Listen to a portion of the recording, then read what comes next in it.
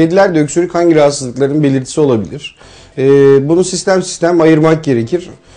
Öncelikle ilk tabii halk arasında akla gelen solunum sistemi rahatsızlıklarında genelde öksürüğü fazlaca kedilerde de görürüz. Herhangi bir soğuk algınlığı durumlarında, bakteriyel ya da viral enfeksiyonlarda, alt ya da üst solunum yolunun rahatsızlıklarında genelde öksürükle karakterize, köpekler kadar çok olmasa da kedilerde de öksürük gözükür.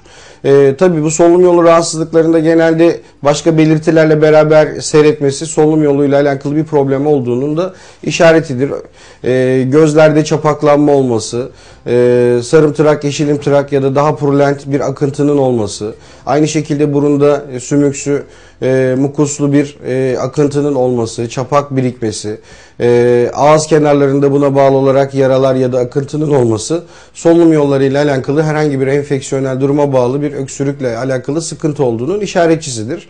Diğer bir sistem olarak kardiyovasküler rahatsızlıklarda da, yani kalp ile alakalı, dolaşım sistemiyle alakalı buna bağlı oluşabilecek rahatsızlıklarda da yine aynı şekilde günün belli saatlerinde, belli yaşlarda, artık bu genç yaşlarda da olabilir, daha geriatrik dönemlerde, yaşlılık dönemlerinde daha sık karşımıza çıkabilecek öksürükler gözükür.